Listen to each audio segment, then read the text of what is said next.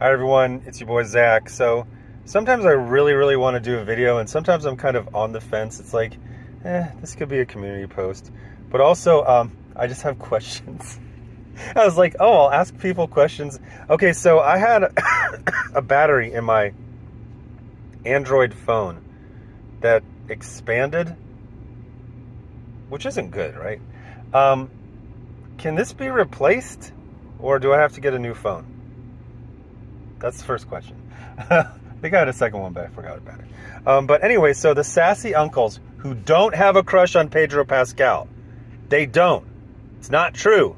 Stop saying that.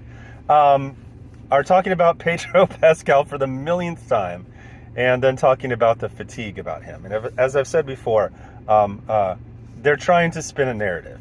If they say it 5,000 times, maybe eventually, oh yeah. The funny thing is that they will say things and then immediately not just deflate, but destroy their entire argument.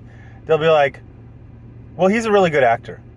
He's the best actor in whatever thing they're pretending that they saw. He's excellent. It's like, okay, so if your question is, why do they keep putting an actor in everything, which is him getting like 2 to 3 roles per year in the height of his career? And you admit he's an excellent actor, and usually the best actor in every single thing that he's in, that answers the question. Why are they putting a really good actor in a lot of things? Because he's a really good actor. One of the funniest things is to watch these closet cases make fun of Pedro for being gay and for being effeminate in real life, when A, he's better at pretending to be masculine than they are. B, bro, you are a chinless middle-aged man who grew out a beard to look like Leonidas, sitting in front of a bunch of toys, complaining about strawberry shortcake. You are the least masculine man who has ever existed, as are all of your friends.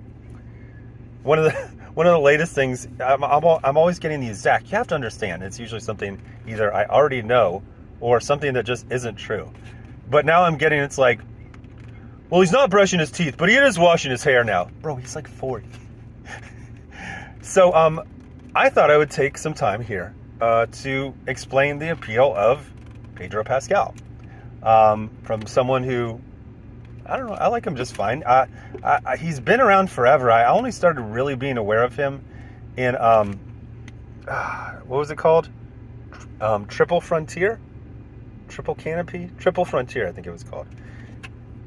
It was Ben Affleck, it was Pedro Pascal, it was all those guys who's, you know their face, but you can't remember their name. The guy who played Moon Knight, I think Charlie Hunnam was in there. It was about a bunch of Special Forces guys, retired, going to go rob cartels in Bolivia, something like that. It was a good movie. Good flick, as they say. That's the first time I really just kind of noticed him.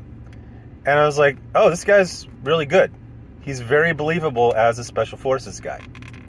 And that now we're going to get into the opposite of autism condition I have, to explain things that I think everybody knows. So why is Pedro Pascal getting a lot of roles, which is 2 to 3 roles at the height of his career per year?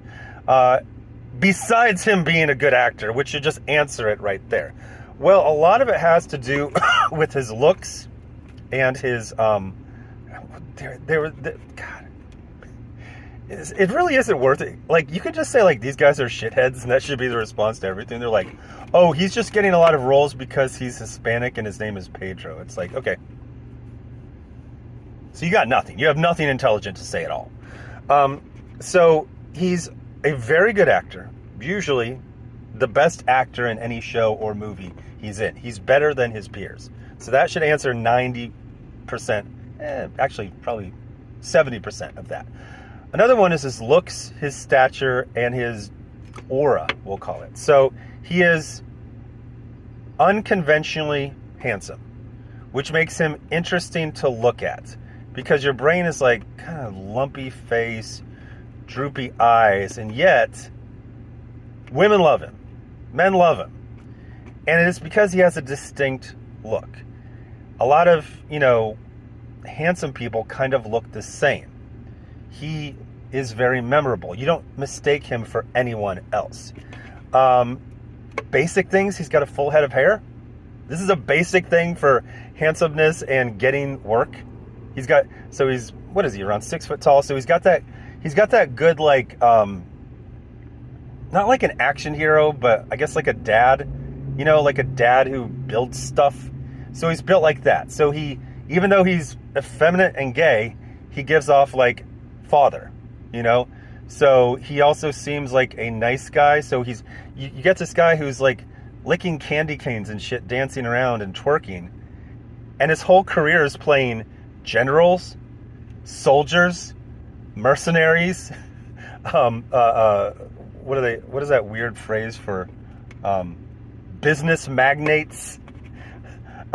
He plays all these extremely masculine men, even though he's an effeminate gay guy, because he's a good actor and he can embody different roles. And he's also got so I was talking about Scott Adkins, right? So they got the Atkins diet, and then it's Scott Adkins. I couldn't think of his name in a video earlier.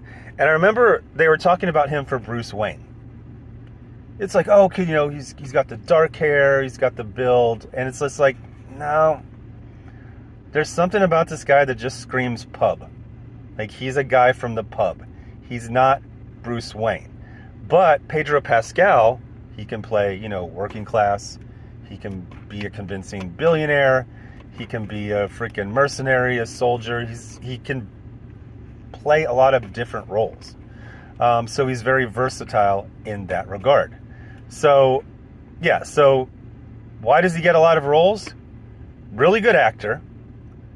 Unconventionally handsome.